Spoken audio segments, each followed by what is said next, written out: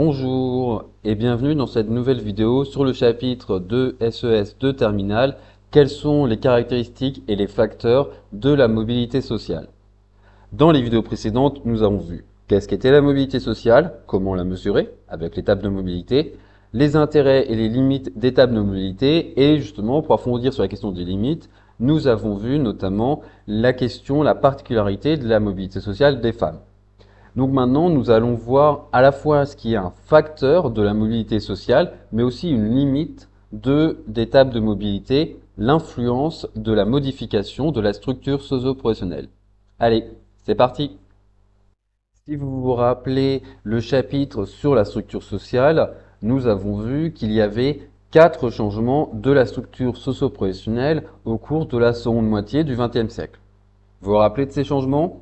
En l'occurrence, il s'agit de la féminisation, de la salarisation, donc féminisation, plus de femmes qui sont intégrées sur le marché du travail, la salarisation, plus de personnes qui sont salariées, qui travaillent pour le compte de quelqu'un d'autre plutôt que d'être indépendantes à leur compte, tertiarisation, plus de personnes dans le secteur des services, le secteur tertiaire, au détriment du secteur primaire, le secteur agricole, et du secteur secondaire, le secteur industriel, et enfin l'augmentation du niveau de qualification.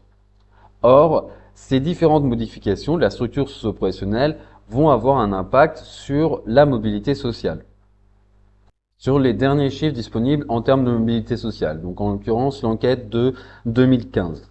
Quand on compare la structure socio-professionnelle des fils à celle des pères, on constate des différences marquées. On voit que moins d'agriculteurs, moins d'artisans et commerçants, moins d'employés ouvriers non qualifiés, à peu près autant d'employés ouvriers qualifiés et plus de cadres, plus de professions intermédiaires. Donc là, on retrouve bien à la fois la salarisation et la tertiarisation qui expliquent la baisse de la part des agriculteurs, la baisse de la part des artisans et commerçants et aussi l'augmentation du niveau de qualification qui va expliquer la baisse de la part des employés et ouvriers non qualifiés. Par contre, augmentation du niveau de qualification, tertiarisation et salarisation expliquent l'augmentation de la part des cadres et des professions intermédiaires dans la population active. Ces différences entre la structure socio-professionnelle des parents et celle des enfants provoquent en quelque sorte une mobilité sociale automatique, mécanique, simplement parce que si vous avez moins d'agriculteurs aujourd'hui que dans les générations précédentes, tous les enfants d'agriculteurs ne pourront pas devenir agriculteurs à leur tour. Même chose pour les enfants d'artisans, même chose pour les enfants d'employés ouvriers qualifiés. Donc, mécaniquement, ces personnes vont être en situation de mobilité sociale et vont devoir trouver un emploi dans une autre catégorie socio-professionnelle. Donc, mobilité sociale. À l'inverse, puisque si la part de certaines professions baisse, ça veut dire que la part d'autres professions augmente. Et donc, ça veut dire que même si tous les enfants de cadres devenaient cadres à leur tour, il nous manquerait toujours des personnes pour combler les emplois de cadres dont on a besoin. Donc on va être obligé de recruter ces cadres, voilà, on va obligé automatiquement de recruter ces cadres dans d'autres milieux sociaux, de recruter des cadres qui ne sont pas enfants de cadres. Donc puisque vous avez des enfants d'agriculteurs qui ne peuvent pas devenir agriculteurs et qu'il vous faut des cadres qui ne sont pas enfants de cadres, vous avez automatiquement une mobilité sociale. Donc ça peut y avoir toujours des inégalités très importantes, hein. Vous pouvez toujours avoir les enfants d'agriculteurs qui ont plus de chances que toutes les autres catégories de devenir agriculteurs à leur tour. Vous pouvez avoir toujours les enfants de cadres qui ont plus de chances que les autres catégories de devenir cadres à leur tour, mais il y aura quand même un peu de mobilité sociale parce qu'il y aura des différences dans la structure socio-professionnelle des deux générations. À cause de cette influence de la structure sociale sur la mobilité sociale, on est obligé de décomposer ce qu'on appelle la mobilité observée. Donc ça, c'est toute la mobilité sociale observée dans les tables de mobilité. Donc en gros, hein, je vous rappelle, on prend la table de mobilité, on enlève la diagonale qui correspond aux personnes qui sont en situation de reproduction sociale. Tout ce qui reste du coup, c'est des personnes qui ont une position sociale différente de celle de leurs parents, qui sont en situation de mobilité sociale. Et ce chiffre, ça correspond donc à 63,4% de la population. Et on va décomposer ce chiffre du coup en différentes formes de mobilité. D'un côté, la mobilité structurelle, qui donc elle est uniquement liée au changement de la structure sociale. Donc en gros, même si vous avez absolument aucune inégalité des chances et qu'il y a des inégalités très fortes entre les enfants de cadre et les enfants d'ouvriers, vous auriez quand même 16,6% de la population qui serait en situation de mobilité sociale parce que tous les enfants d'ouvriers ne peuvent pas devenir ouvriers, vu qu'il y a moins d'ouvriers aujourd'hui qu'auparavant, et tout, tous les cadres ne peuvent pas être des enfants de cadres, car il y a plus de cadres aujourd'hui qu'auparavant. Et à côté de ça, vous avez la mobilité nette qui, elle, n'est pas liée au changement de la structure sociale et qui correspond donc uniquement à l'égalité des chances, voire l'amélioration de l'égalité des chances entre les différentes catégories socio-professionnelles. Ce qui nous amène à la notion de fluidité sociale, qui est en gros un synonyme d'égalité des chances. Plus la fluidité sociale est forte, moins votre origine sociale, moins la profession de vos parents va influencer votre trajectoire et votre position sociale future. Donc, à l'inverse, quand la fluidité sociale est faible, voire nulle, ça veut dire que le milieu social dans lequel vous naissez va déterminer quelle profession vous allez faire plus tard. Et si la fluidité sociale est très forte, vous avez autant de chances de devenir cadre que vous soyez enfant de cadre ou enfant d'ouvrier. Puisqu'en l'occurrence, on a tendance à considérer la mobilité sociale comme une forme justement d'indicateur de l'égalité des chances, à quel point est-ce qu'une société donne les mêmes chances aux enfants de toutes les catégories et va permettre justement aux enfants d'ouvriers d'avoir les mêmes chances que les enfants de cadre de devenir cadre, on va préférer cet indicateur généralement qui est la fluidité sociale, pour montrer à quel point une société est juste. Alors par contre, la méthode pour mesurer la fluidité sociale, elle est un peu plus compliquée parce qu'on va calculer des odds ratio ou en français des rapports de chance relatives. Je vous explique comment on fait. D'abord, on va prendre le pourcentage d'enfants de cadre devenus cadres et on va le comparer avec les enfants de cadre devenus ouvriers. Donc en gros, à quel point est-ce que les enfants de cadre ont plus de chances de devenir cadres qu'ouvriers.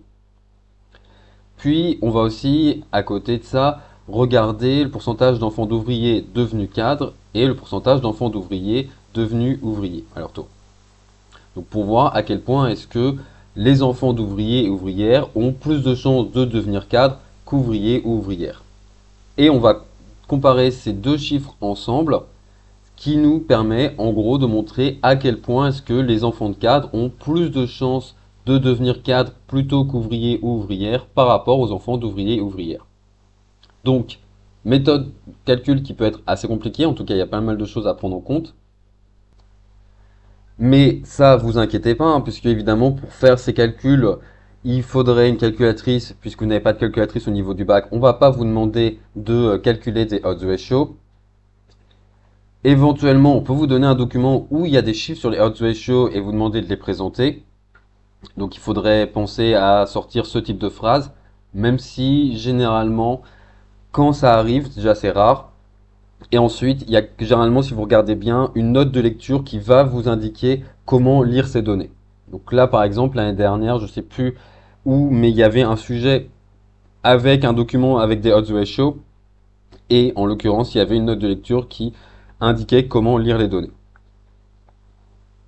Donc comme toujours dans ce genre de situation, faites bien attention à l'ensemble du document parce que évidemment du côté du correcteur ou de la correctrice, quand on voit que vous n'avez pas bien présenté les données alors qu'il y avait quelque chose dans le document qui vous indiquait comment le faire correctement, bah forcément vous avez aucune excuse quoi. C'est pas ah oui mais on n'avait pas vu ça en cours etc. Non, c'était dans le document en fait. N'importe qui, n'importe quel lambda à qui je donne le document aurait pu être capable de faire ça. Donc pourquoi est-ce que vous n'êtes pas mieux que quelqu'un qui n'aurait pas fait la spécialité?